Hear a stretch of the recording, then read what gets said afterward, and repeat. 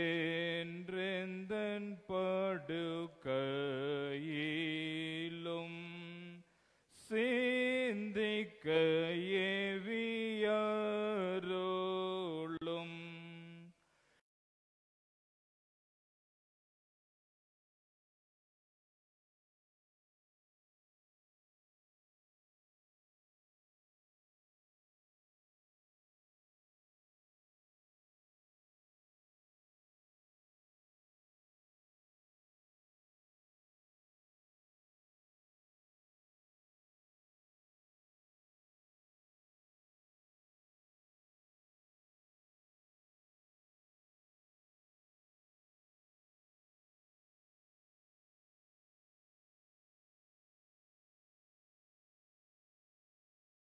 செய்த பாவியை நீர் கைவிடாமல் இப்போதே இழுத்து கொள்ளும் மீட்பரே. நோயுற்றோரை கண்ணோக்கிடும் வறியோரை விசாரியும் துக்கிப்போர் சிசு போலவே அமர்ந்து தூங்க செய்யோமே. விழிக்கும் போதென் அருகில் நீர் வந்து எந்தன் வேளையில் ஏனாயுள் காலம் முழுதும் உமருள் தந்து காத்திடும். ஆமென். நாம் யாவரும் எழுந்து நின்று பிரதான தேவார முறைமையை பின்பற்றுவோம். நமது ஆரம்பம் பிதா குமாரன் பரிசுத்தாவி நாமத்தில் உள்ளது.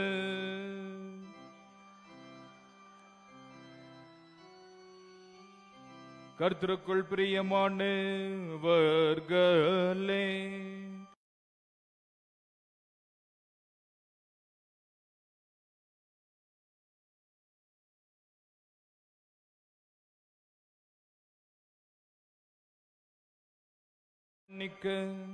நமது இரட்சகராகிய இயேசு கிறிஸ்துவே நாமத்தில் அவரை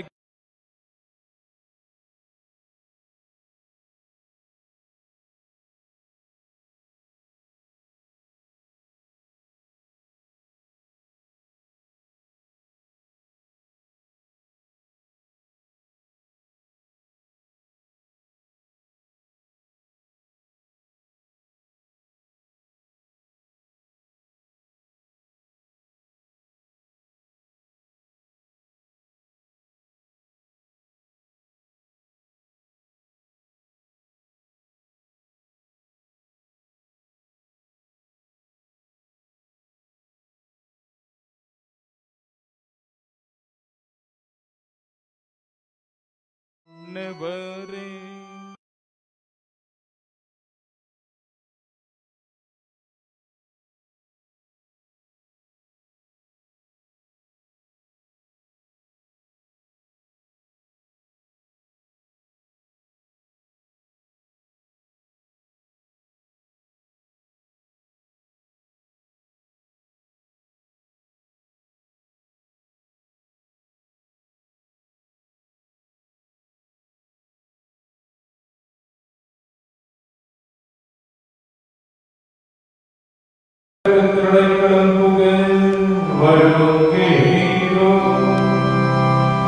இரக்கமுள்ள கடவுளே, எங்களை மீட்கும்படி மரணத்திற்கு ஒப்பு கொடுத்து இந்த ஒரே பேர் ஆணுக்குமார் நிமித்தம் எங்களுக்கு இறங்கி எங்கள் பாவங்களை எல்லாம் மன்னித்தருளும்.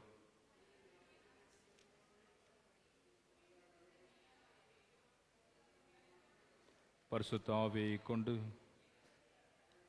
எங்கள் ஆண்டவராகிய இயேசு கிறிஸ்துவின் மூலமாய் வேண்டிக் கொள்கிறோம் கர்த்தாவே. ஆமென். சர்வ வல்லவரான பரமபிதாவாகிய கடவுள் நமக்கு இறங்கினார். அவர் தமது ஒரே பேரான மைந்தரை நமது பாவங்களுக்காக மரணத்திற்கு ஒப்பு கொடுத்து அவர் நிமித்தம் நமது பாவங்களை மன்னிக்கிறார். அவர் நாமத்தில் விசுவாசம் உள்ளவர்களுக்கு கடவுளின் பிள்ளைகளாகும்படி அதிகாரம் கொடுத்து அவர்களுக்கு தமது தூய ஆவியானவரை தந்துள்ளதாக வாக்குத்தத்தம் பண்ணினார். விசுவாசம் உடையவனாய் ஞான ஸ்நானம் பெற்றவன் ரட்சிக்கப்படுவான். கர்த்தாவே, எங்கள் அனைவருக்கும் கிருபை செய்தருளும்.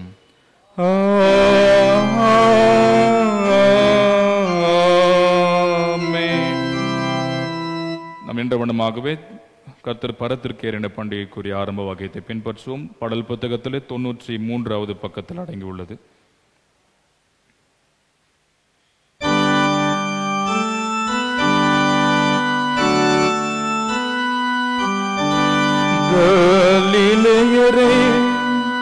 நீங்கள் என் வானத்தை பார்த்து கொண்டு நிற்கிறீர்கள்.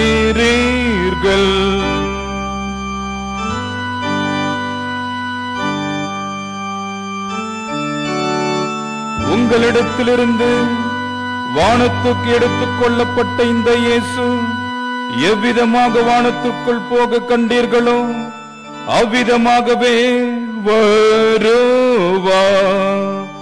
அல்லேலூயா, அல்லேலூயா.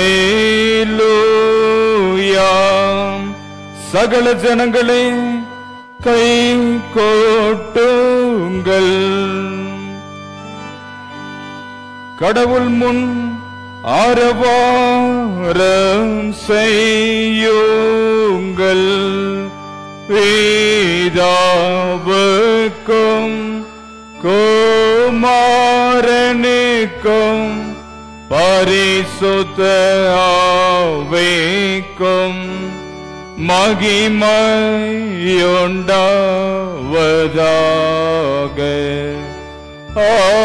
ஆதியிலும் இப்போதும் எப்போதுமான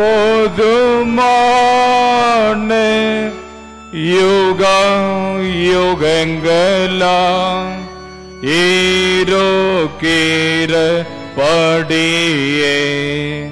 ஆமென். கர்த்தாவே, எங்களுக்கிரங்கும்.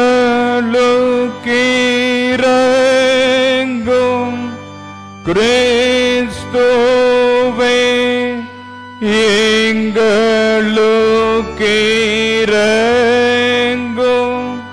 கர்த்தாவே,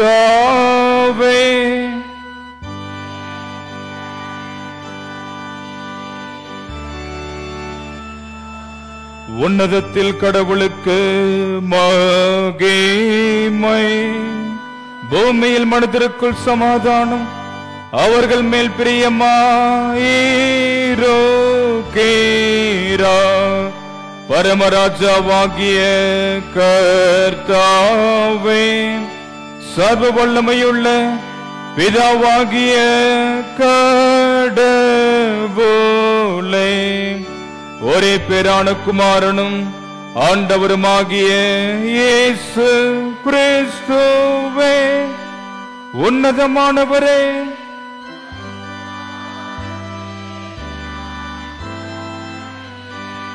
உம்மை துதிக்கிறோம், உம்மை புகழுகிறோம், உம்மை வணங்குகிறோம், உம்மை மைமைப்படுத்துகிறோம். உம்முடைய மகா மகிமை நிமித்தம் உமக்கு ஸ்தோத்திரம் செலுத்துகிறோம். கர்த்தாவாகிய கடவுளே, கடவுளின் நாட்டுக்குட்டியே, பிதாவின் சோதனே, உலகத்தின் பாவங்களை சுமந்து தீர்க்கிறவாறே, எங்கள் ஜெபத்தை ஏற்றருளும். பிதாவின் வலது பார்சத்தில் இருக்கிறவாறே, எங்களுக்கு இரங்கும். இயேசு கிறிஸ்துவே, உம்முடைய பிதாவின் மகிமையிலே பரிசுத்தாவியோடு நீர் ஒருவர் பரிசுத்த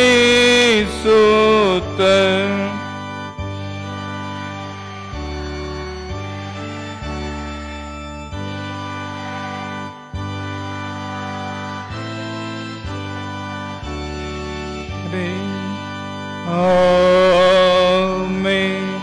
கர்த்தர் உங்களோடு இருப்பாராக.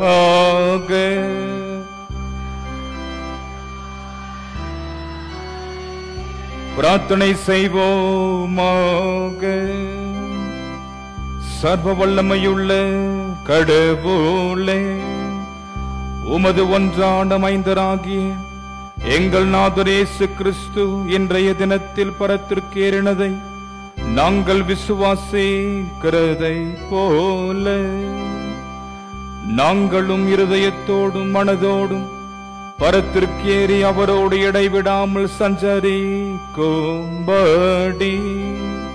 தேவரீர் எங்களுக்கு கிருபை செய்ய வேண்டும் என்று உம்மோடும் தூய ஆவியோடும் ஏக கடவுளாய் என்றென்றைக்கும் வேலைத்து ஆண்டு கொண்டிருக்கிற உமது மைந்தராகி எங்கள் நாதர் கிறிஸ்து இயேசுவின் மூலமாய் உம்மை வேண்டிக் கொள்ளுகிறோம்.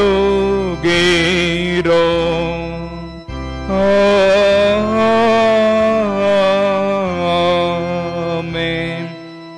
நம் யாவரும் அமர்ந்து கர்த்தர் பரத்திற்கு ஏறின பண்டிகைக்குரிய திருமறை பகுதிகளை தொடர்ந்து படிக்க கவனமாக கேட்போம்.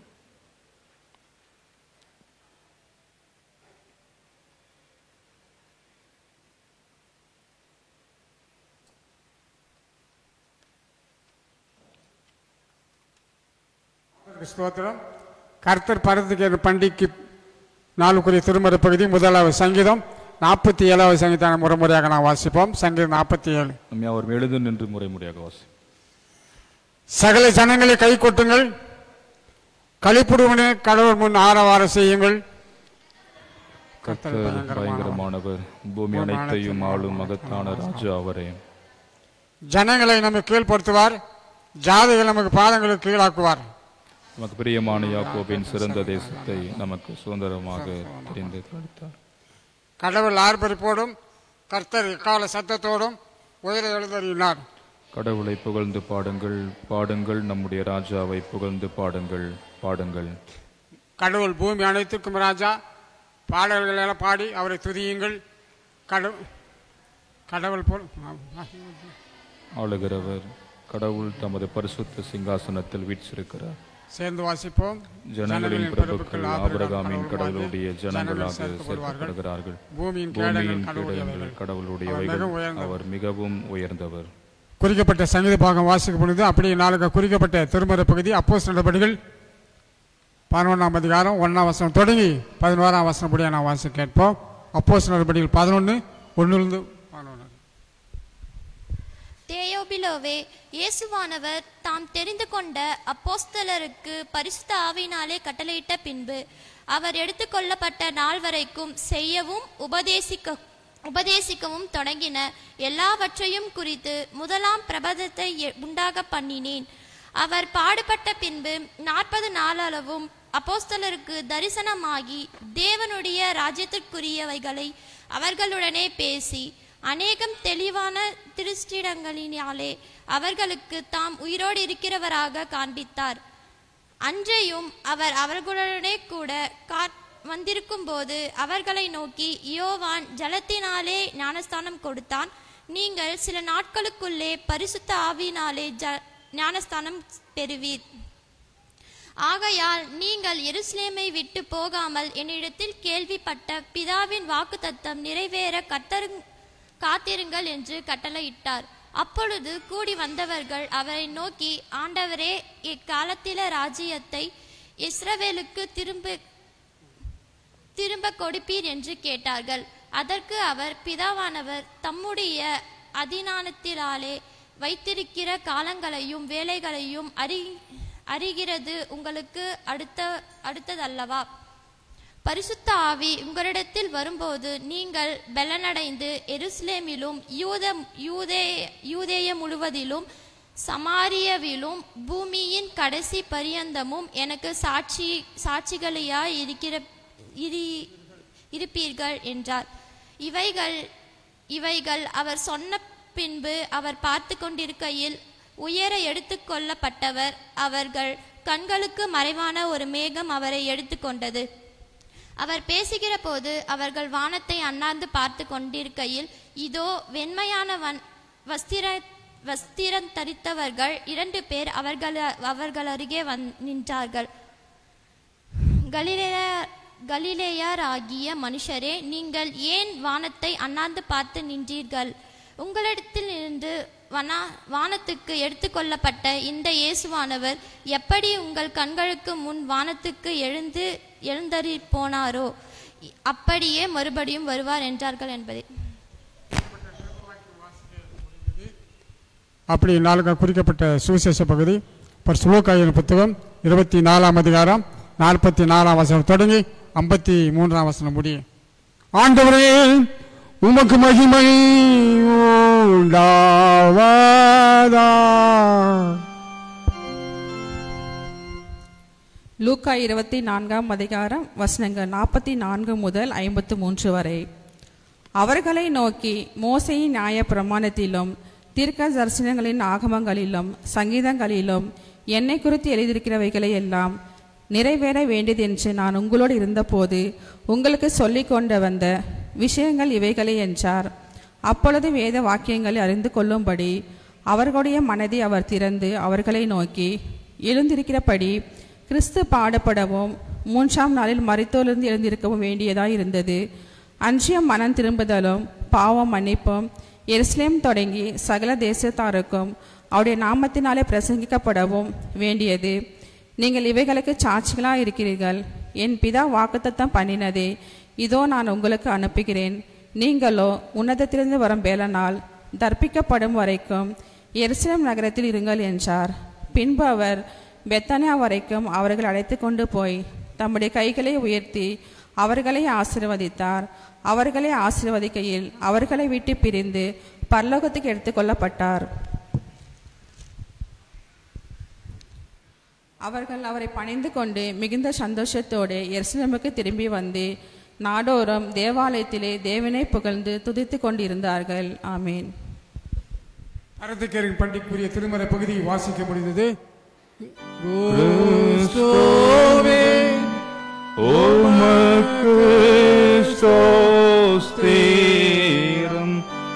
ஆண்டவருடைய வாழ்வை அருளும் திருமொழிகளை படிக்க கேட்டோம். அதற்கு மறுமொழியாக நமது விசுவாசத்தை அப்போஸ்தலர் விசுவாச பிரமாணத்தின் வழியாக அறிக்கை செய்வோம். பரலோகத்தையும் பூலோகத்தையும் படைத்த சர்வவல்ல பிதாவாகிய கடவுளை சுவாசிக்கிறேன். தாவினா கர்ப்பத்தில் உற்பவித்து கர்மத்து பிறந்து பொந்து பிலாத்தின் கீழ் பாடுபட்டு மரித்து அடக்கம் பண்ணப்பட்டார். பாதாளத்தில் இறங்கி 3ஆம் நாள் மரித்தோர்ந்து உயிர் தெழுந்தார்.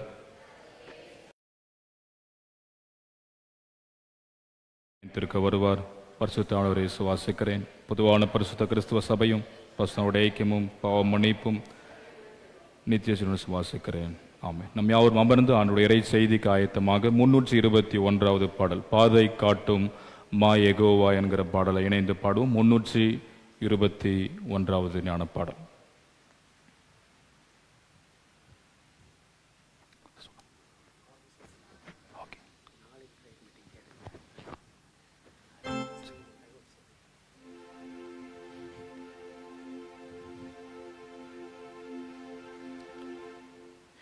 பாதை காட்டுமா யெகோவா பரதேசியான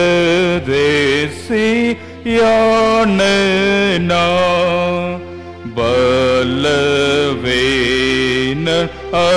அறிவினன் இவ்வுலோகம் காடுதான் வானகாரம் வானகாரம்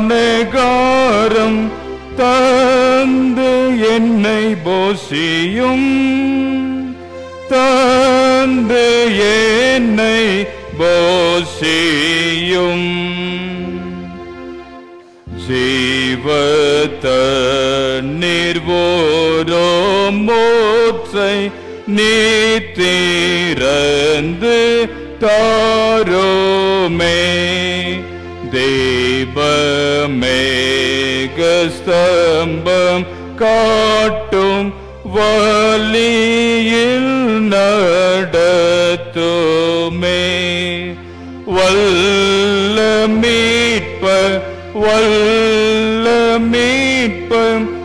என்னை இயேசுவே என்னை தாங்கும் இயேசுவே சாவினந்த காரம் வந்து என்னை மூடும் நேரத்தில் சாவின் மேலும் வெற்றி தந்து என்னை சேரும் மோட்சத்தில் கீத வாழ்த்தல் கீத வாழ்த்தல் என்றும் பாடுவேன் ஓமக்கென்றும் பாடுவேன். ஆமென்.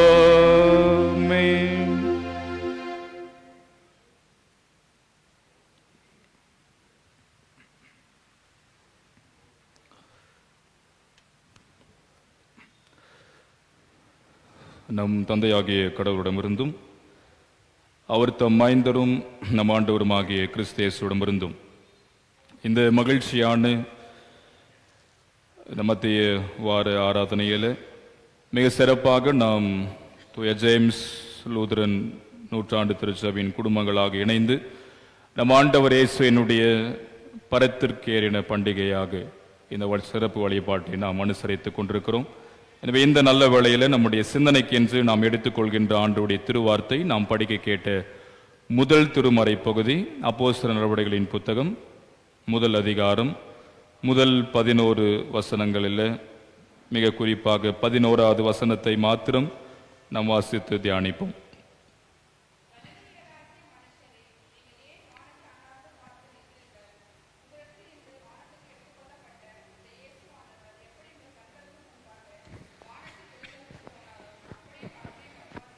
ஜெபம் செய்வோம். அன்பின் ஆண்டவரே, இந்த நல்ல நாளுக்காக உமக்கு நன்றி சொல்லுகிறோம். இந்த சிறப்பான வேளையில் ஆண்டவருடைய திருவார்த்தைகளை நாங்கள் இப்பொழுது உள்வாங்கக்கூடிய இந்த நேரத்தை உமது கரத்தில் நாங்கள் கொடுக்கிறோம். அன்பின் ஆண்டவரே, எங்கள் ஆண்டவர் இயேசு கிறிஸ்துவின் இந்த விண்ணேற்பு பெருவிழாவை நாங்கள் சிறப்போடு அனுசரித்துக் கொண்டிருக்கும் போது நீர் எங்களோடு பேசப்போகிற உமது வார்த்தைகளுக்காக நன்றி சொல்லுகிறோம். இது ஆண்டவரால் கிடைக்கப் பெறுகின்ற திரு வார்த்தைகள் என்பதை உணர்ந்து கொண்டு இவ்வார்த்தைகளை உள்வாங்க இவ்வார்த்தைகளை வாழ்வாக்க இறைமருளை தாரும். பேசுகிற அடியனை மறைத்து நீர் வெளிப்படும். நாங்கள் யாவரும் கேட்கிறோம். கிறிஸ்து இயேசுவின் வழியே பிதாவே, ஆமென். உட்காருவோம். ஆண்டவர் இயேசு கிறிஸ்துவில் அன்புக்குரியவர்களே, நான் ஏற்கனவே சொன்னது போல நம்முடைய உயிர்த்தெழுந்த திருநாளை மையப்படுத்தி பிஃபோர் அண்ட் ஆஃப்டர், உயிர்த்தெழுந்த நாளுக்கு முந்தைய 40 நாள் நாம் தவக்காலங்களாக அனுசரிக்கிறோம், லென்டன் சீசன். உயிர்த்தெழுந்த நாளிலிருந்து அதை தொடர்ந்து வருகின்ற 40 நாள் அந்த ரிசரக்ஷன் பீரியட் என்று சொல்வார்கள். இந்த 40 நாள் நீங்கள் டெய்லியும் பார்ப்பீங்க. அந்த டெய்லி பைபிள் வாஸ் போடும்போது அந்த வாட்ஸ்அப்பில் இன்னைக்கு 39வது நாள், நாளைக்கு 40வது நாள்.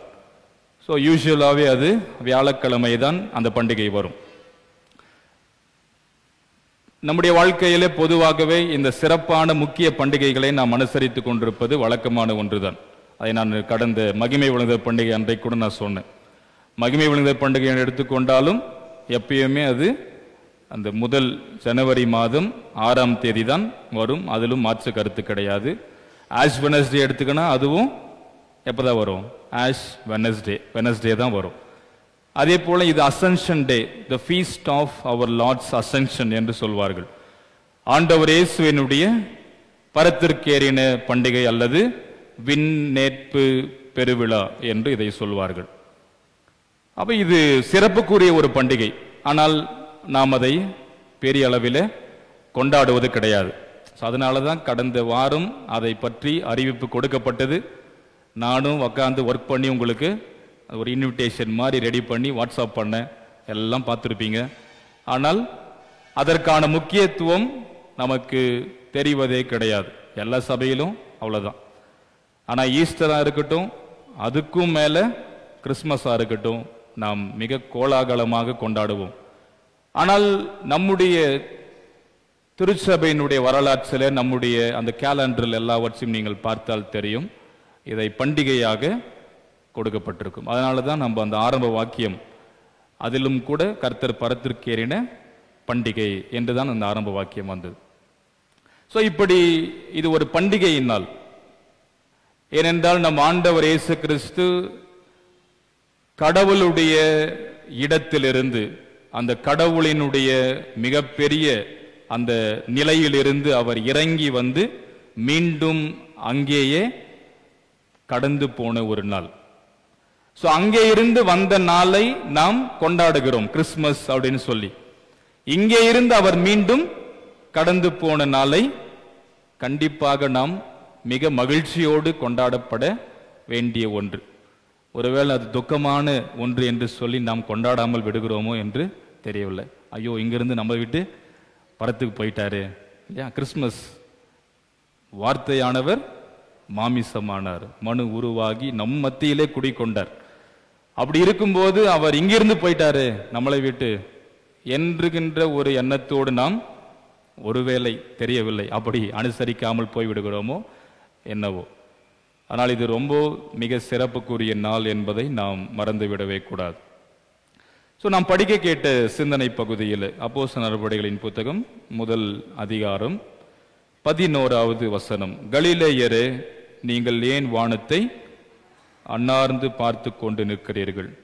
உங்களிடத்திலிருந்து வானத்திற்கு எடுத்துக் கொள்ளப்பட்ட இந்த இயேசு எவ்விதமாக வானத்திற்குள் போக கண்டீர்களோ அவ்விதமாகவே வருவார் என்றார்கள் என்று சொல்லப்பட்டுள்ளது. இதை தான் ஆரம்ப வாக்கியத்தில் நம்ம பாடணும் இல்லைங்களா? அப்படிதான் இருந்தது. கலிலேயரே அப்படின்னு ஸ்டார்ட் பண்ணி ஏன் வானத்தை அண்ணார்ந்து பார்த்து நிற்கிறீர்கள். இயேசு ஆண்டவர் அந்த 40 நாள், நான் ஏன் அந்த ஈஸ்டர்ல இருந்து திரும்ப ஒரு 40 நாள்னா, இயேசு உயிர் தெழுந்த பிறகு 40 நாள் இருந்தார். மண்ணகத்திலே இருந்து தம் சீடர்களுக்கு அநேகருக்கு அவர் காட்சி அளித்தார்.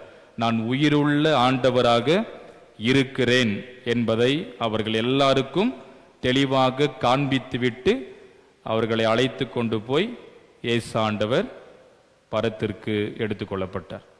ஒரு மேகம் வந்து அவரை உடனடியாக மூடிக்கொண்டு எடுத்து சென்றது அவர் காணவில்லை.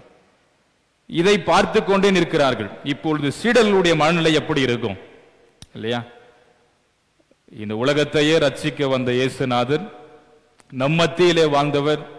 அதிலும் குறிப்பாக அந்த 3.5 ஆண்டு காலம் மிக நெருக்கமான ஒரு சகோதர உறவில அவர்கள் வாழ்ந்தவர்கள். அப்படி இருந்த போது அவர் மரித்தார், சொன்னபடியே உயிர் தெழுந்தார். 40 நாள் அவர்கள் உடன் இருந்து அவர்களை திடப்படுத்தினார். பயந்திருந்தார்கள், யூதர்களுக்கு நடுங்கி இருந்தார்கள். அறையை பூட்டிக் கொண்டு உயிர் பயத்தில் இருக்கும்போது அவர்களுக்கு காட்சி அளித்து அவர்களை தெம்பூட்டினார்.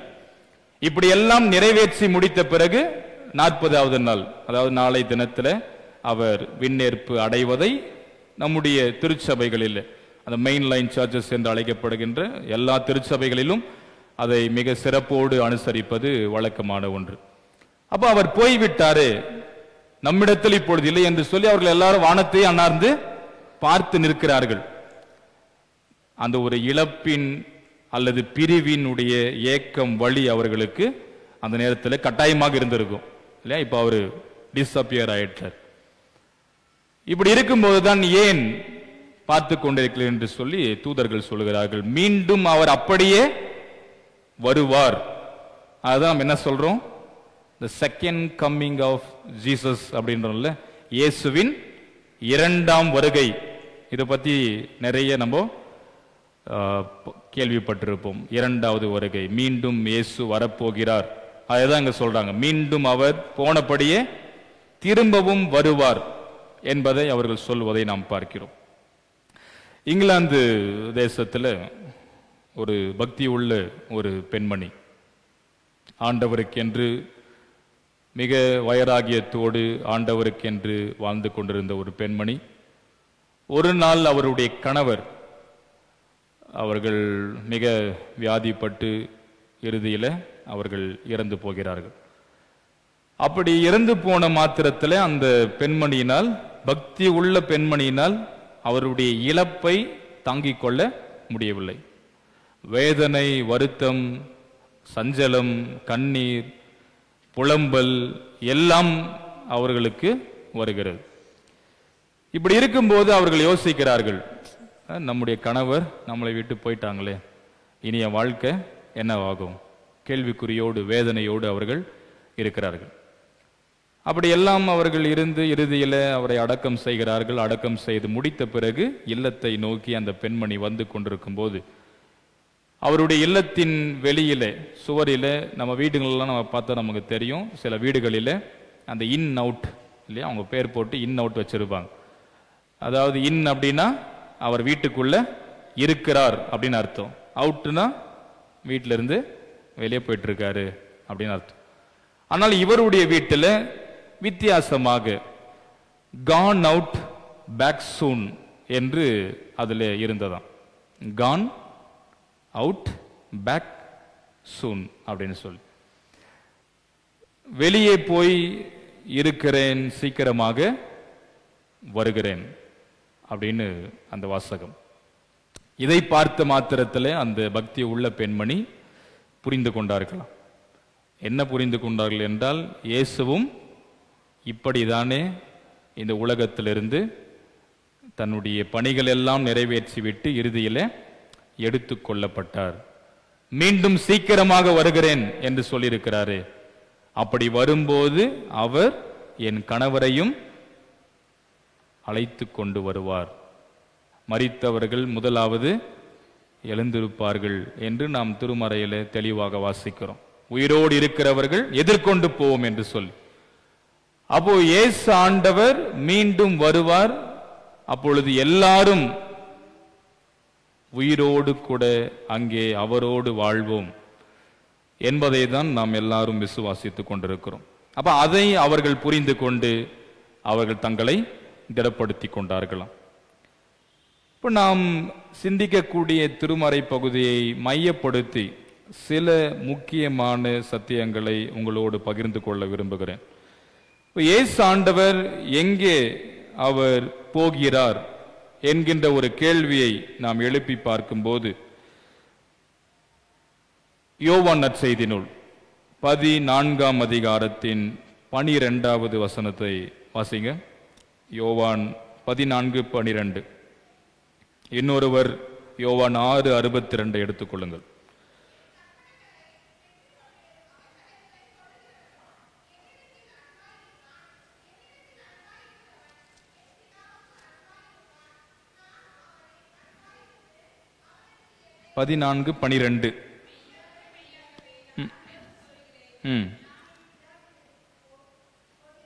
போதும். நான் என் பிதாவினிடத்திற்கு போகிறபடியினால், அப்போ இயேசு ஆண்டவர் பிதாவினிடத்திற்கு போகிறார்.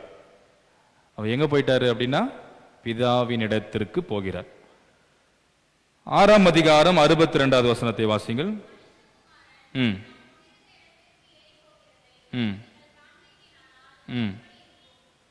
அவர் முன்பிருந்த இடத்திற்கு, அதாவது பிதாவினிடம் அவர் இருந்தார், அந்த இடத்திற்கு மீண்டும் மறுபடி அவர் போகிறார். அப்ப எங்கே இயேசு போகிறார் என்றால் வந்த இடத்திற்கு மீண்டும் போகிறார். பிதாவின் இடத்திற்கு அவர் போவதை நாம் பார்க்கிறோம். எதற்காக போகிறார் என்ற கேள்வியை நாம் எழுப்பி பார்க்கும்போது, அதே யோவான் 14:2 வாசியுங்கள். என் பிதாவின் வீட்டில் அநேக வாசஸ்தலம், வாழும் இடம் அநேகம் இருக்கிறது. வாசிங்க. அப்படி ஒருவேளை இல்லை அப்படின்னா நான் உங்களுக்கு சொல்லிட்டு இருப்பேன், உங்களுக்காக ஒரு ஸ்தலத்தை ஆயத்தம் பண்ண போகிறேன் என்று சொல்லுகிறேன். உங்களுக்கான ஸ்தலத்தை ஆயத்தம் செய்து மீண்டும் நான் வந்து உங்களை என்ன பண்ணுவேன், அந்த இடத்திற்கு கொண்டு போவேன் என்று சொல்லுகிறார். அப்போ இயேசு ஆண்டவர் எதற்காக போயிருக்கிறார் என்றால், நமக்கான ஸ்தலத்தை, இடத்தை, வாழும் இடம் நிறைய இருக்கிறது, பிதாவின் சமூகத்தில். அப்போ அந்த ஸ்தலத்தில் நாம் எல்லாரும் இருக்கும்படி அவர் மீண்டும் போயிருக்கிறார் இடத்தை ஆயத்தம் செய்ய. மூன்றாவதாக நாம் வாசிக்கிறோம் யோவான் 1:2 வாசியுங்கள். யோவான் 1:2 போதும். அவர் ஆதியில கடவுளோடு இருந்தவர் இயேசுநாதர். அப்ப எங்கே இருந்தவர் என்று கேள்வி எழுப்பினால் அவர் கடவுளோடு இருந்தவர். தொடர்ந்து அந்த திருமறை வசனங்கள் நமக்கு சொல்லும் அவர் கடவுளாகவே இருந்தவர். கடவுளோடு இருந்தவர், கடவுளாய் இருந்தவர் என்று சொல்லி. அப்போ அந்த கடவுளாய் இருந்த இயேசுநாதர் அங்கே இருந்து நமக்காக இங்கே வந்து மீண்டும் அங்கே போயிருக்கிறார். எதற்காக என்றால் நமக்கான வாழும் தலத்தை ஏற்பாடு செய்ய போயிருக்கிறார் என்று நாம் இந்த வசனங்களில் படிக்கும்போது தெரியும். அப்போ அந்த போயிருக்கிற இயேசு ஆண்டவரால், அதாவது விண்ணேற்பு அடைந்த பரத்திற்கு எடுத்துக் கொள்ளப்பட்ட இந்த மிக முக்கியமான நிகழ்ச்சியினால் நமக்கு என்ன கிடைக்கிறது அல்லது என்ன ஆசீர்வாதங்களை நாம் பெற்றுக்கொள்கிறோம் என்று நாம் சற்று ஆராய்ந்து பார்க்கும்போது அநேக ஆசீர்வாதங்கள் நிரம்பி இருக்கிறது. ஆனால் ஒரு 7 ஆசீர்வாதங்களை மாத்திரம் உங்களோடு பகிர்ந்து கொள்ள விளைகிறேன். முதலாவதாக யோவான் 14:3 வசனத்தை வாசியுங்கள். யோவான் 14:3.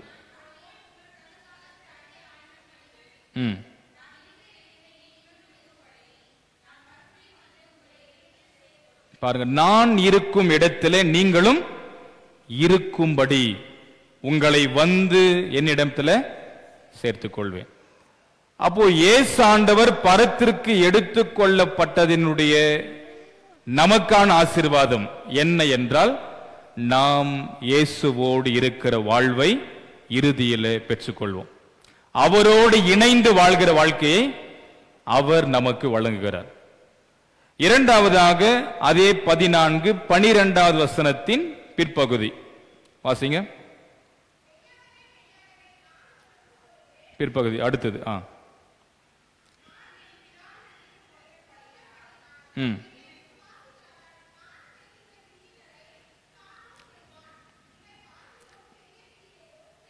பாருங்க, என்னில் விசுவாசம் வைக்கிறவன் நான் செய்கிறதை அவனும் செய்வான், அதை காட்டிலும் மிக பெரியதையும் அவனால் செய்ய முடியும் என்று சொல்லுகிறார். அப்ப இயேசுவை விசுவாசிக்கிறவர்கள் அவர் செய்ததை செய்ய முடிகின்றார். அவர் என்ன செஞ்சாரு? எல்லாவற்றையும் அவர் செய்தார். அதாவது பாவங்களை எல்லாம் செய்யல, நல்லவைகளை எடுத்து பட்டியலிடும்போது அவை எல்லாவற்றையும் இயேசு தன் வாழ்க்கையில மிக அற்புதமாய் செய்தார். அப்ப அவரை விசுவாசிக்கிற நாமும் நம்முடைய வாழ்க்கையில அவர் செய்ததை போல நம்மால் செய்ய முடியும். அதே இயேசு சொல்கிறார், அதை காட்டிலும் பெரியவைகளை நம்மால் செய்ய முடியுமா? முதல்ல நம்ம அவர் செஞ்சதவே செய்யறது மிகப்பெரிய விஷயம். ஆனால் அதை காட்டிலும் செய்ய முடியும்ன்றதை இயேசுவே சொல்றார். நம்மால முடியும். இயேசு செய்த விடவா அவருக்கு மேல நம்மளால முடியுமான்னு நம்ம நினைக்க கூடாது. அவரே சொல்லுகிறார் முடியும். ஆனால் அந்த அளவிற்கு நாம் இயேசுவை என்ன செய்யணும்? விசுவாசிக்கணும். விசுவாசிக்கிறவன் நான் செய்ததை செய்ய முடியும், அதை விட பெரியதையும் செய்யும். அந்த ஒரு பலனை, ஆற்றலை இயேசு நமக்கு தருகிறார். எப்போ கொடுத்திருக்கிறார்னா அவர் பரத்திற்கு எடுத்துக் கொள்ளப்பட்டதனுடைய விளைவு நமக்கு இந்த ஆசீர்வாதம். மூன்றாவதாக யோவான் அதே 14ஆம் அதிகாரம் 13வது வசனத்தை வாசியுங்கள். யோவான் 14:13.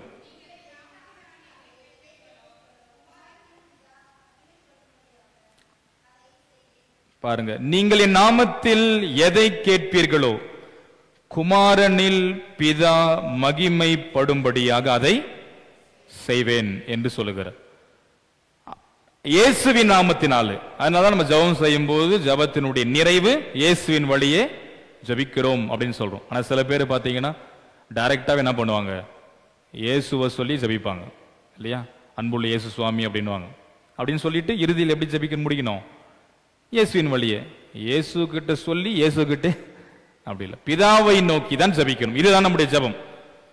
அதனாலதான் இயேசு ஜெபிக்க கற்று தரும்போது பரமனில் இருக்கிற எங்கள் பிதாவை அப்படின்னு தான் ஸ்டார்ட் பண்ணுவோம் இல்லையா? அவர் heavenly father what's in heaven அப்படின்னு தான் அந்த பரமன்ல ஜெபம் அல்லது கர்த்தருடைய ஜெபம் அல்லது ஆண்டவரின் ஜெபம் ஆரம்பிக்கும். அப்ப அந்த இயேசுவை நோக்கி ஜெபித்தல் அல்ல, இயேசுவின் வழியாக ஜெபிக்கணும் இறுதியில. அதுதான் இயேசுவின் வழியே ஜெபிக்கிறோம் பிதாவே. In the name of Jesus we அல்லது ஐ ப்ரே. அதுதான் ரொம்ப முக்கியமானது. அப்ப பிதாவை நோக்கி வேண்டிக் கொண்டு இயேசுவின் வழியே ஜெபிக்க. அதுதான் இங்க இயேசு சொல்லுகிறார், என் நாமத்தினாலே எதை கேட்டாலும் குமாரன் இயேசு நிச்சயம் செய்வார். குமாரனில் பிதா மகிமைப்படும்படியாக அதை செய்கிறவராய் அவர் இருக்கிறார். இது அடுத்த ஆசீர்வாதம். நான்காவதாக யோவான் 14:16 வாசிங்கள்.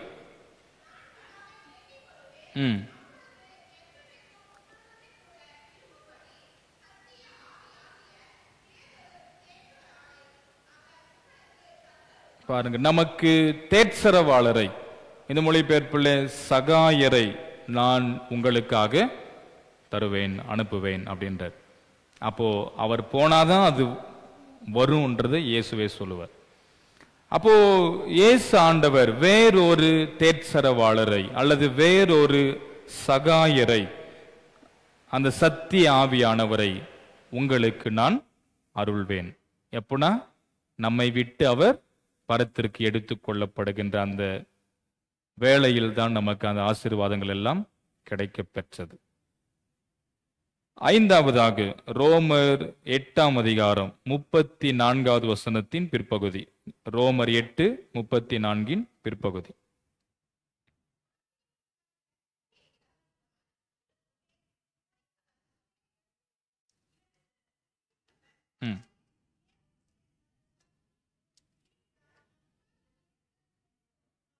நமக்காக வேண்டுதல் செய்கிறவரும் யாரு? அந்த இயேசுதான். பிதாவினிடத்தில் அவருடைய வலது பார்சத்தில் இருந்து நமக்காக பிதாவினிடத்தில் வேண்டிக் கொண்டிருக்கிறவர். இப்ப நாம் இங்கே கஷ்டங்களை அனுபவிக்கிறோம், வேதனைகளை அனுபவிக்கிறோம், கண்ணீர் கவலை என்று வாழ்க்கை இருக்கும் போது அதை பார்த்து இயேசு நமக்காக அங்கே பிதாவினிடத்தில் வேண்டிக் கொள்கிறவராய் இருக்கிறார்.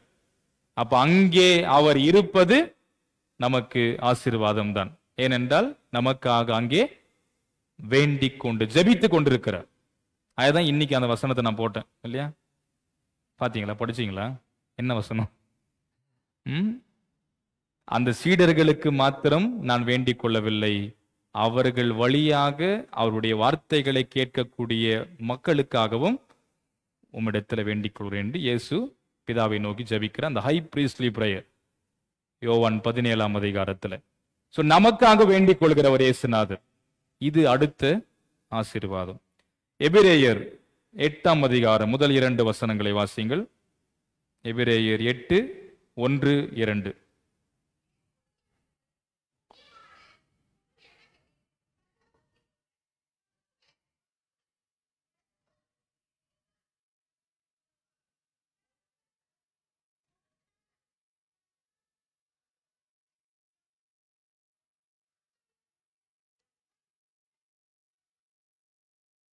பாருங்க, பிரதான ஆசாரியர் நமக்கு உண்டு. அந்த ஹை பிரீஸ்ட்லி, ஹை பிரீஸ்ட் அப்படின்னு சொல்றோம். பிரதான ஆசாரியர், மகா பிரதான ஆசாரியர் யார் என்றால் இயேசு. பிரதான ஆசாரியருடைய பணி என்ன என்று நமக்கு தெரியும். அவர் மத்தியஸ்தர் போல் அவர் இல்லையா? மக்களுக்காக பிதாவினிடத்துல பரிந்து பேசுகிறவர், அவர்களுக்கான வேண்டுதலை செய்கிறவர், அவருடைய பாவங்கள் நிவர்த்தி செய்யும் போட்டு பலிகளை ஏறெடுக்கிறவர். இப்படி நிறைய பணிகள் இருக்கிறது. அப்போ இயேசு நமக்கு பிரதான ஆசாரியராக இருக்கிறார். எல்லா நிலைகளிலும் நமக்காக இருந்து அந்த மத்தியஸ்தராய், நமக்கும் கடவுளுக்கும் ஒரு இடைத்தரகர், மத்தியஸ்தர் இயேசு நமக்காக பிரதான ஆசாரியராக இருக்கிறார். இறுதியாக 7வதாக எபேசியர் 1:20-23 வாசிங்க. எபேசியர் 1:20-23.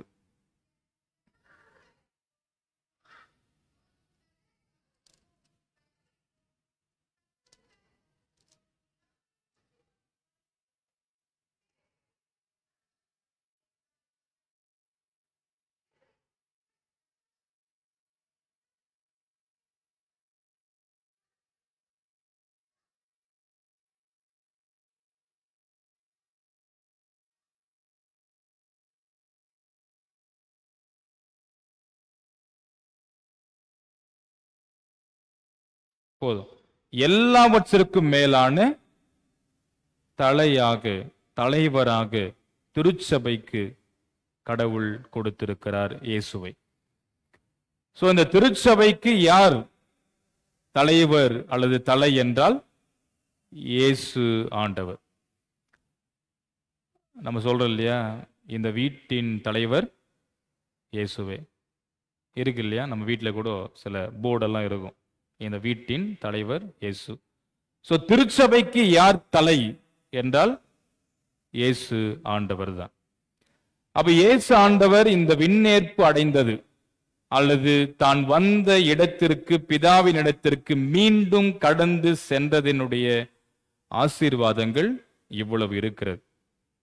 நமக்காக பரிந்து பேசுகிறவராய், நமக்காக ஜெபிக்கிறவராய், அவர் நாமத்தில் வேண்டிக் கொள்ளும் போது எல்லாவற்றையும் கொடுக்கிறவராய், அவரை விசுவாசிக்கும் போது அவர் செய்ததை நாம் செய்கிறவர்களாய், அதற்கு மேலாக நாம் செய்கிறவர்களாய் இருக்க கடவுள் நமக்கு அநேக நன்மைகளையும் ஆசீர்வாதங்களையும் கொடுக்கிற இறைவனாக இருக்கிறார்.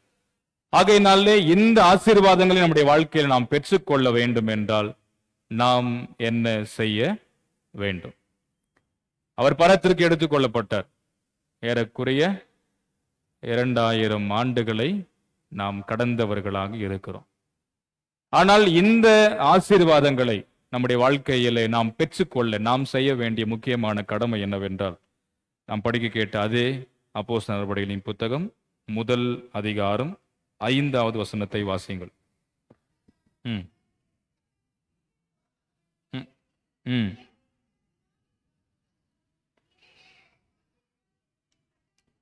நிறைவேற காத்திருங்கள். எது நிறைவேற?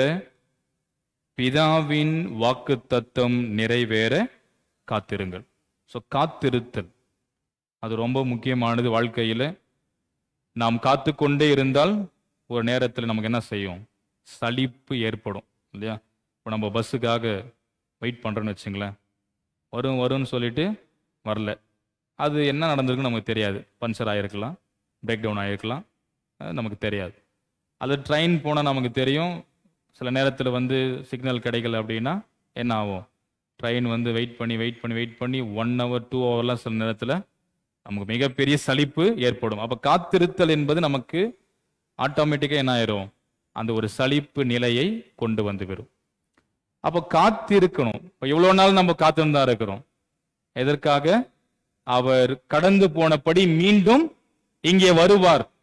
அதுதான் வெளிப்படுத்தின விசேஷம். தரிசன ஆகமத்துல இறுதியில யோவானின் தரிசனத்திலே மிக தெளிவாக சொல்லப்பட்டிருக்கும், மீண்டும் திரும்ப வரப்போகிறார். வருவது எதற்காக என்பது நமக்கு தெரியும். நம்மை நியாயம் தீர்ப்பதற்காகத்தான் திரும்பவும் வரப்போறார். நம்மை நியாயம் தீர்த்து நாம் செய்ததற்கு தக்கபடி, நல்லதை செய்தால் நிலை வாழ்வு, கெட்டதை செய்திருந்தால், அநியாயங்களை செய்திருந்தால் அதற்கான கடுமையான கஷ்டம் நிறைந்த வாழ்வு நமக்கு கிடைக்கும் என்பதுதான் திருமறை நமக்கு சொல்லுகின்ற பாடம். அப்ப அவர் மீண்டும் வரும் வரை நம்முடைய வாழ்க்கையிலே, நாம் வாழ்நாட்களிலே நாம் ஆண்டவருக்காக பொறுமையோடு காத்து கொண்டிருந்து, பிதாவாகிய கடவுள் அவர் வழங்கியிருக்கின்ற வாக்குத்தத்தங்கள் எல்லாம் நம்முடைய வாழ்க்கையிலே நிறைவேறி மகிழ்ச்சியோடு நாம் வாழ அமைதலோடு பொறுமையோடு காத்து கொண்டு ஆண்டவருக்கு என்று நாம் தொடர்ந்து வாழ வேண்டும். அந்த வாழ்வை நாம் இந்த மண்ணகத்திலே வாழ்ந்து கொண்டே இருந்தால் நிச்சயமாக இயேசு ஆண்டவர் அவருடைய விண்ணேற்பினால் பரத்திற்கு எடுத்துக் கொள்ளப்பட்டதினால் நமக்கு கிடைக்கின்ற இந்த ஆசீர்வாதங்கள் எல்லாம் வாழ்விலே மிகுதியாக கிடைக்கும். அந்த நல்ல வாழ்வை நாம் பெற்றுக்கொள்ள எல்லாம் வல்ல இறைவனின் திருவார்த்தையின் ஊடாக நம்மை நிறைவோடு வழிநடத்தி ஆசீர்வதித்து காத்தருள்வாராக. ஆமீன். எல்லா புத்திக்கும் என கர்த்தருடைய தெய்வீகமான சமாதானம் நம் இருதயங்களையும் சிந்தனைகளையும் கிறிஸ்து இயேசுவிற்குள் பக்குவப்படுத்தி காப்பாராக. நாம் யாவரும் எழுந்து நின்று ஸ்தோத்திர விளையத்தை பாடும். கடவுளே, சுத்த இருதயத்தை என்னிலே சேரோஸ்டேயும் நிலைவரமான ஆவியை என் உள்ளத்திலே புது பேயும் உமது சமூகத்தினின்று என்னை தள்ளி விடாதீரும். உமது பரிசுத்தாவியை என்னிடத்திலிருந்து எடுத்துக்கொள்ளாதேரும். உமது இரட்சண்ய சந்தோஷத்தை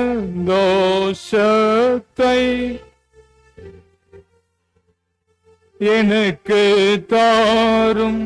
உற்சாகமான ஆவி என்னை தாங்கும்படி செய்யும். ஜெபம் செய்வோம். வாழும் கடவுளே, நன்றி கலந்து இருதயத்தோடு உம்மை நோக்கி பார்க்கிறோம். மகிழ்வு நிறைந்த இந்த சிறப்பான இந்த இடைவார ஆராதனைக்காக நன்றி சொல்லுகிறோம். இன்றைய நாளை ஆண்டவரே, நாங்கள் எங்கள் ஆண்டவர் இயேசுவினுடைய விண்ணேற்பு பெருவிழாவை ஆண்டவரே நாங்கள் முன்கூட்டியே இந்த நாளில் அனுசரிக்க அருள் புரிந்து நன்றி சொல்லுகிறோம். இந்த உலகத்துல வார்த்தையாயிருந்த இயேசு ஆண்டவர் பிதாவினிடத்துல அற்புதமான வாழ்வை விட்டு இறங்கி எங்களுக்காக மனு உருவெடுத்து ஆண்டவரே மாமிசமாகி எங்களிடத்துல குடி கொண்டவராய், எங்களோடு வாழ்ந்தவராய், மனுமக்களுடைய வாழ்விற்காக மீட்பிற்காக இந்த உலகத்துல எல்லாருடைய பாவங்களையும் சுமந்து தீர்க்கிற தேவ ஆட்டுக்குட்டியாக சிலுவையில எங்களுக்காக வாழ்வை இழந்தவராய், மூன்றாவது நாள் சொன்னபடியே உயிர்த்தெழுந்த ஆண்டவராக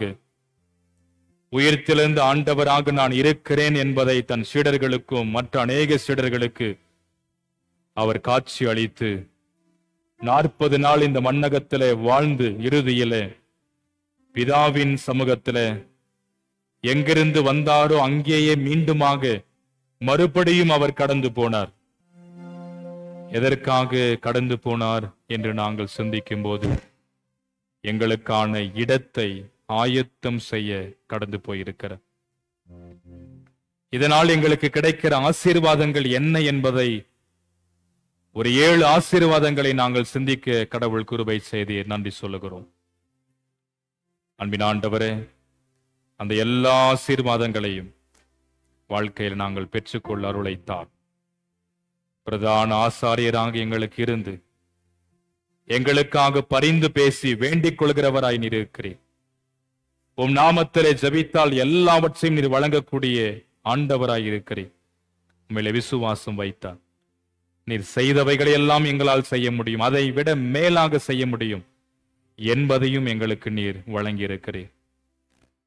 அன்பின் ஆண்டவரே, இப்படி பல ஆசீர்வாதங்களை எங்கள் வாழ்க்கையில் நீர் வைத்திருப்பதற்காக நன்றி சொல்லுகிறோம். திருச்சபையின் நீர் தலையாயிருந்து எங்கள் திருச்சபையின் நீர் நடத்தக்கூடிய ஆண்டவராய் இருப்பதற்காக நன்றி.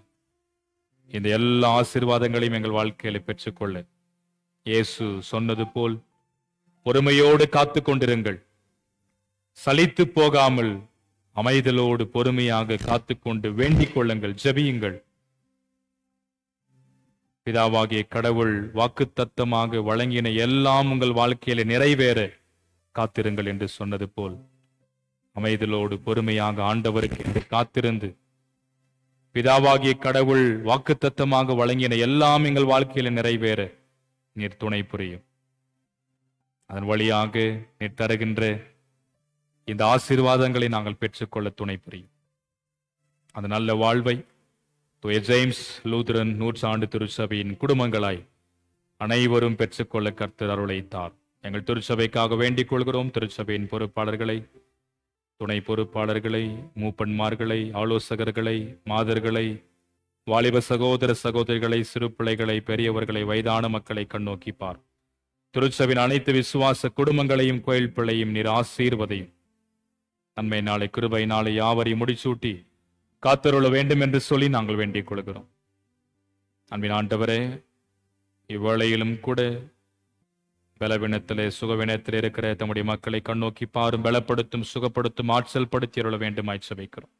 படிக்கிற வேலை செய்கிற மக்களை ஆசீர்வதி ஆண்டவரே.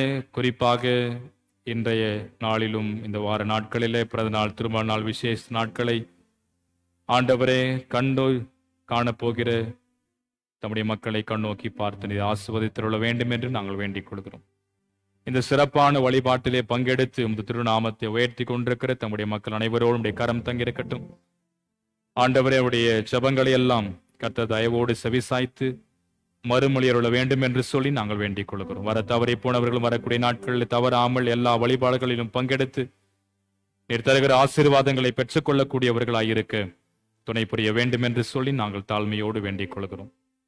அன்பின் ஆண்டவரே, இரக்கமுள்ள பிதாவே, இவ்வழியிலும் கூட ஆண்டவரே, இந்த வழிபாட்டிற்கென்று உமது திருப்பீடத்தை ஆண்டவரே வண்ண பூக்களினாலும் ஆண்டவரே உமது பீடத்தையும் ஆலயத்தையும் ஒழுங்கு செய்து அழகுபடுத்தின ஆயத்தம் செய்து தம்முடைய மக்களை நீர் ஆசீர்வதித்தருள வேண்டும் என்று சொல்லி நாங்கள் வேண்டிக் கொள்கிறோம். இந்த வழிபாட்டிலும் இசைக்கருவிகளின் ஊடாக உமது திருநாமத்தை மைமைப்படுத்தி கொண்டிருக்கிற தம்முடைய மக்கள் எல்லாரையும் நீர் ஆசீர்வதித்தருள வேண்டும் என்று நாங்கள் வேண்டிக் கொள்கிறோம்.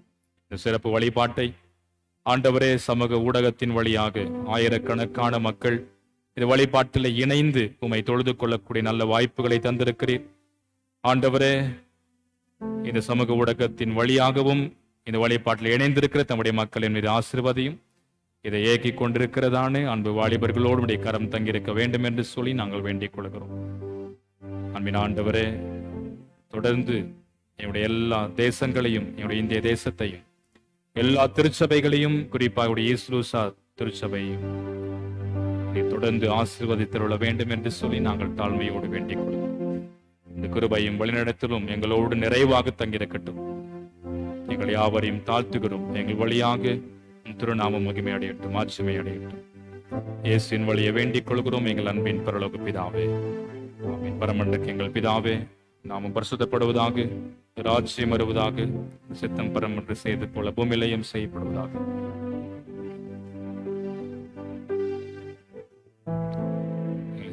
நாம் தீம்பு ரட்சித்துக் கொள்வோம். ராஜ்யம் வல்லமையும் மகிமையும் பேசுவாங்க. யாவரும் அமர்ந்திருப்போம். வழிபாட்டுக்கு நிறைவு பாடலாகவும் காணிக்கை பாடலாகவும் 570வது கீர்த்தனை பாடல், சாலமின் ராஜா தங்கையின் ராஜா சுவாமி வாரம் என்கிற பாடலை இணைந்து பாடுவோம். 570வது கீர்த்தனை பாடல்.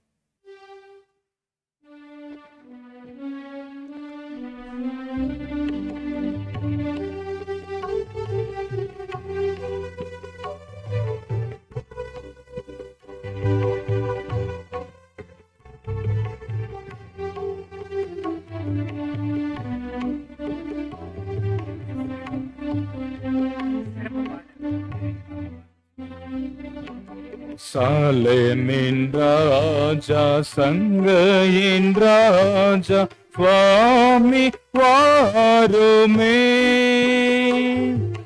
சாலேமின் ராஜா சங்கையின் ராஜா சுவாமி வாருமே.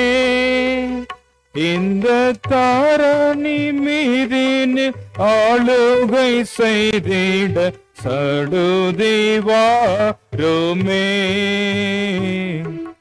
சாலேமின் ராஜா சங்கை ராஜா சுவாமி வாருமே.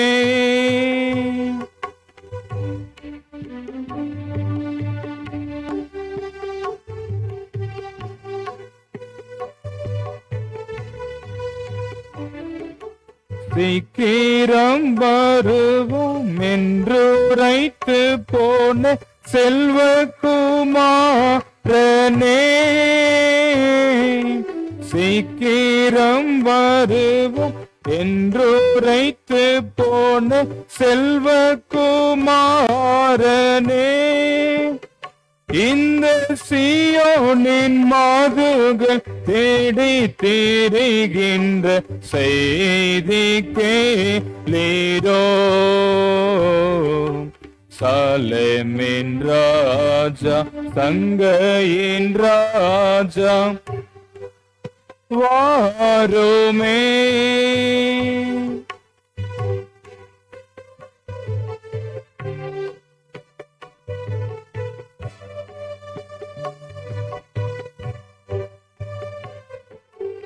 எட்டி எட்டி உம்மை அண்ணார்ந்து பார்த்து கண் பூத்து போகுதே. எட்டி எட்டி உம்மை போகுதே. நீர் சுட்டி காட்டி போன வாக்கு தத்தம் நீரை வேறலாகுதே. சாலேமின் ராஜா சங்கையின் ராஜா சுவாமி வாருமே.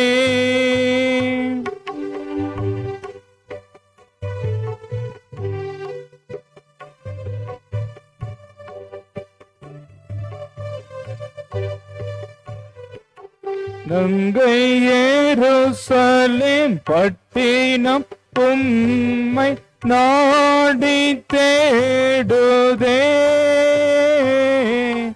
நங்கை எருசலேம் பட்டினம் நாடி தேடுதே. இந்த நானிலத்தில் உள்ள ஜீவ பேராணிகள் தேடி வாடுதே. சாலேமின் ராஜா சங்கையின் ராஜா சுவாமி வாருமே.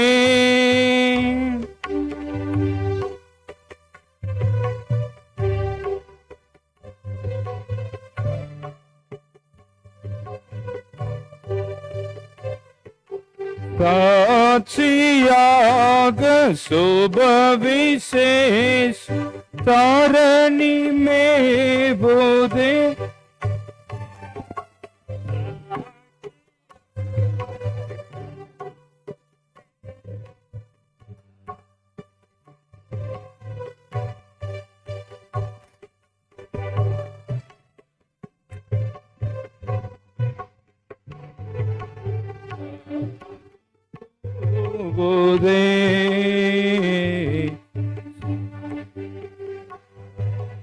ரத்தங்கள் எல்லாம் தாவி போவதே. சாலேமின் ராஜா சங்கையின் ராஜா சுவாமி வாருமே. இந்த தாரணி மீதினில் ஆளுகை செய்திட சடுதி வாருமே.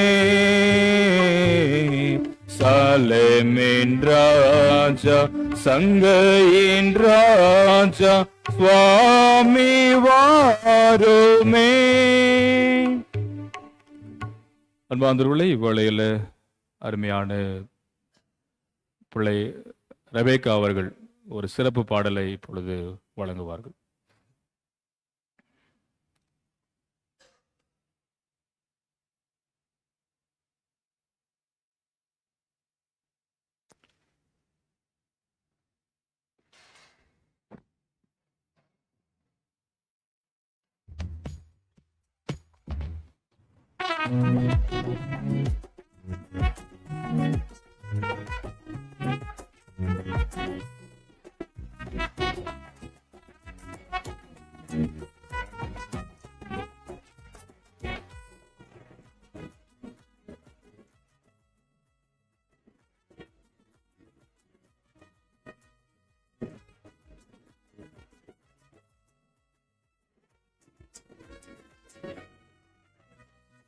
புறப்போகிறவர் போல காணப்பட்டாலும் நேசு, புறப்போகிறவர் போல காணப்பட்டாலும் நேசு.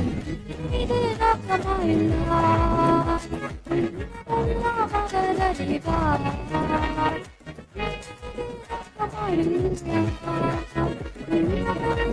அவர் அறிவார். காக்கின்றவர் உருவாக்கின்றவர்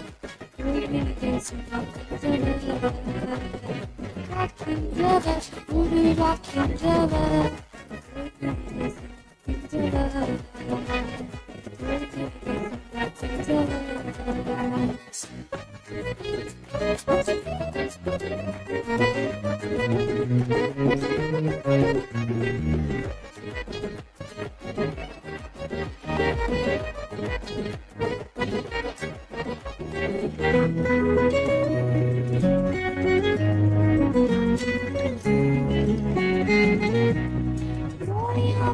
பிறகாமே அவர் காணாதவர் போலிருந்தார். மோரியாவினா பிறகாமே அவர் காணாதவர் போலிருந்தார். ஈசாக்குக்கு மறுவாழ்வு அளித்து கழுவி பெருகச் செய்தார். ஈசாக்குக்கு மறுவாழ்வு அளித்து கழுவி பெருகச் செய்தார். அப்புறம் போகிறவர் போல காணப்பட்டாலும் நேசு, அப்புறம் போகிறவர் போல காணப்பட்டாலும் நேசு. உன் மீது நோக்கமாயுள்ளார், உன் நினைவெல்லாம் அவர் அறிவார். உன் மீது நோக்கமாயுள்ளார், உன் நினைவெல்லாம் அவர் அறிவார். காக்கின்றவர் உருவாக்கின்றவர், தோள் மீது சுமக்கின்றவர். காக்கின்றவர் உருவாக்கின்றவர், தோள் மீது சுமக்கின்றவர். தோள் மீது சுமக்கின்றவர்.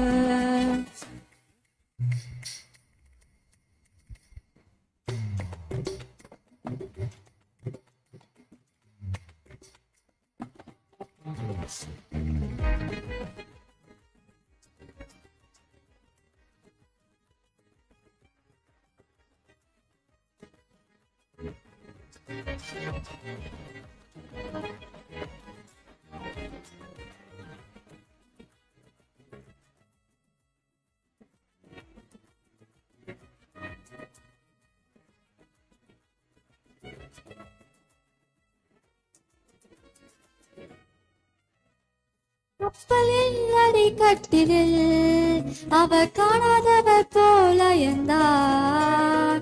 கப்பலின் அடிக்கட்டிலில் அவர் காணாதவர் போல இருந்தார். எழுந்து வந்தார், அகற்றி சென்றார். எழுந்து வந்தார், அகற்றி சென்றார். முக்கரை அழுந்து சென்றார். எழுந்து வந்தார், அகற்றி சென்றார். அக்கறை கடந்து சென்றார். அப்புற போகிறவர் போல காணப்பட்டாலும் நேசு, அப்புற போகிறவர் போல காணப்பட்டாலும் நேசு. உன் மீது நோக்கமாயுள்ளார், உன் நினைவெல்லாம் அவர் அறிவார். உன் மீது நோக்கமாயுள்ளார், உன் நினைவெல்லாம் அவர் அறிவார். காக்கின்றவர் உருவாக்கின்றவர், தோள் மீது சுமக்கின்றவர்.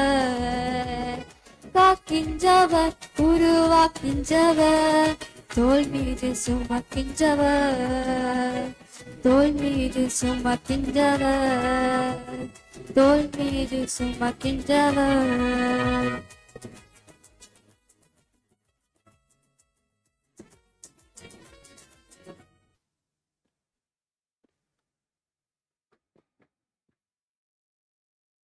ரெபேக்கா அவர்களுக்கு வாழ்த்துக்கள், என்னுடைய ஜபங்கள். ரொம்ப சிறப்பாக பாடினீங்க. அடுத்த முறை பாடும்போது நம்முடைய பாட்டு புக்கிலேருந்து பாட்டு பாடணும், சரிங்களா? அருமையான பாடல்கள் இல்லையா? நம்முடைய பாட்டு புத்தகத்தில் கீர்த்தனைகள், ஞான பாட்டு கூட நீங்கள் பாடலாம். சூப்பரான கருத்துள்ள, இறையல் கருத்துள்ள அருமையான பாடல்கள். ஸோ நெக்ஸ்ட் டைம் பாடும்போது நம்ம ஹிம்னல் இருக்கிற பாட்டை பாடணும். வாழ்த்துக்கள். திருச்சபையினுடைய அறிவிப்பை நாம் தொடர்ந்து வாசிக்க. இன்றைய இரவு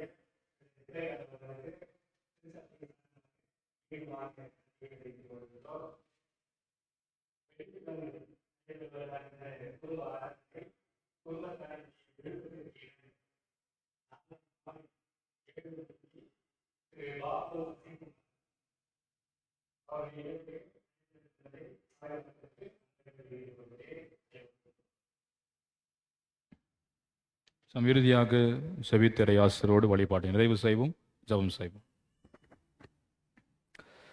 சர்வத்திற்கும் வல்ல கடவுளே, நாங்கள் உறுதியான விசுவாசத்திலே உமக்கு ஊழியம் செய்யவும், உம்முடைய நாமத்தை அறிக்கையிடுவதில் முடிவு பரியந்து நுழைத்திருக்கவும், உம் வார்த்தை கட்டப்பட்டிராமல் அதன் தன்மைக்கேற்றபடி தாராளமாய் கிறிஸ்துவனுடைய பரிசுத்த ஜனத்தின் மகிழ்ச்சிக்கும் வளர்ச்சிக்கும் பிரசங்கிக்கும்படி உம் தூய ஆவியானவரையும் பரத்திலிருந்து வருகின்ற மெய் ஞானத்தையும் உம் திருச்சபைக்கு நிறைந்தருள வேண்டும் என்று தாழ்பணிந்து மன்றாடுகிறோம். அன்பின் ஆண்டவரை, வழிபாடு முழுமையாகவும் தெய்வீகமான அருள் பிரசன்னத்தை எங்கள் மத்தியில் வைத்தமைக்காக நன்றி. இவ்வழியிலும் ஆண்டவரை மிக சிறப்பாக தம்முடைய மக்களாய் உமக்கென்று படைத்திருக்கின்ற அனைத்து காணிக்கைகளையும் நீர் தயவோடு ஏற்றுக்கொள்ள வேண்டும் என்று சொல்லி நாங்கள் வேண்டிக் கொள்கிறோம். அக்காணிக்கைகள் அனைத்தையும் இந்த திரு பீடத்தின் மீது வைத்திருக்கும் போது படைத்த உள்ளங்களையும் இல்லங்களையும் தந்தையாகிய இறைவன் நீர் ஆசீர்வதித்தருள வேண்டும் என்று சொல்லி நாங்கள் தாழ்பணிந்து மன்றாடுகிறோம். இந்த கிருபையும் பாதுகாப்பும் எங்களை தொடர்ந்து நடத்தட்டும். இந்த வெப்பமான சூழல்கள் எல்லாவற்றையும் நீர் மாற்றி அமைத்து ஆண்டவரே நல்ல மழையை கொடுத்து ஆண்டவரே நீர் குளுமையாக நீர் வைத்திருப்பதற்காக ஸ்தோத்திரம். தொடர்ந்து ஆண்டவராக இறைவன் எங்களை நிறைவோடு காத்திருள வேண்டும் என்று சொல்லி நாங்கள் வேண்டிக் கொள்கிறோம். சிறப்பு பாடலை வழங்கின அன்பு மகள் செல்வியர் ரெபேக்கா அவர்களுக்காக நன்றி. தொடர்ந்து தம்முடைய மகளை கடவுள் ஆசீர்வதியும். படிக்கிற இந்த காலங்கள் ஆசீர்வாதமாக இருக்கட்டும். குடும்பத்தின் பெற்றோர்கள் உடன்பிறப்புகளை கர்த்தராகிய இறைவன் நீர் தொடர்ந்து ஆசீர்வதித்து உமது நாம மகிமைக்கு என்று ஆண்டவரே தொடர்ந்து தம்முடைய மகள் வாழ ஆண்டவராகிய இறைவன் தாமே துணை புரிவீராக. எங்களை தாழ்த்துகிறோம். எங்கள் வழியாக உமது நாமம் தொடர்ந்து மகிமை அடையட்டும். வழிபாடு முடிந்து நாங்கள் இல்லங்களுக்கு கடந்து போய் ஒரு சுகமான நித்திரை நாங்கள் கண்டு கொண்டு இறைவனுக்கு விருப்பம் இருந்தால் மீண்டுமாக ஒரு புதிய நாளை நாங்கள் கண்டு உமக்கு நன்றி சொல்லி ஆண்டவர் இயேசுவினுடைய அந்த பரத்திற்கு ஏறின அந்த பண்டிகையை நாங்கள் நாளை தினத்திலே மிக சிறப்போடு நாங்கள் நினைவு கூர்ந்து உமக்கு நன்றி சொல்லி தொடர்ந்து வாழ ஆண்டவர் எங்களுக்கு அருளைத்தார். இயேசுவின் வழியை வேண்டிக் கொள்கிறோம் எங்கள் அன்பின் பரலோக பிதாவே, ஆமென். நம் ஆண்டுடைய இறை ஆசிரியை பெற்றுக்கொள்ள எழுந்து நின்று கண்களை மூடி தலைவணங்குவோம். கர்த்தரானவர் உன்னை ஆசீர்வதித்து உன்னை காப்பாராக. கர்த்தரானவர் தமது திருமுகத்தை உன்மேல் பிரகாசிக்க பண்ணி உன்மேல் கிருபையாயிருப்பாராக. கர்த்தரானவர் தமது திருமுகத்தை உன்மேல் பிரசன்னமாக செய்து உனக்கு சமாதானம் கட்டளையிடுவாராக.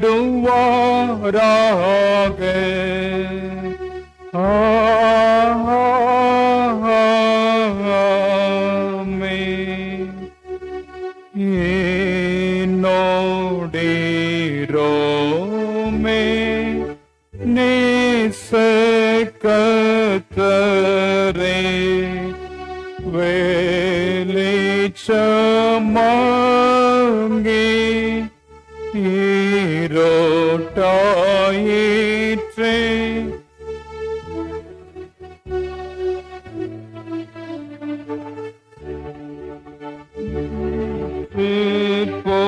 போயினும் நேர்மை சகாயரே என்னோடேரும். ஆமென். என் ஆத்துமாவே கர்த்தரை ஸ்தோத்திரி, என்னுடைய பரிசுத்த நாமத்தை ஸ்தோத்திரி. என் ஆத்துமாவே கர்த்தரை ஸ்தோத்திரி, சகல உபகாரங்களையும் மறவாதே. நம் ஆண்டவர் இயேசு கிறிஸ்து பரத்திற்கு எடுத்துக் கொள்ளப்பட்டதின் விளைவாக நமக்கு கிடைக்கப் பெறுகின்ற ஆசீர்வாதங்கள் எல்லாவற்றையும் பெற்றுக்கொள்வதற்காக பொறுமையோடு காத்திருந்து ஆண்டவருக்கு உகந்தவர்களாய் வாழ சமுதாயத்திற்குள் பயணப்படுவோம். ஆண்டவர் நம்மை தொடர்ந்து வழிநடத்தி ஆசீர்வதித்து காத்தருள்வாராக. ஆமென்.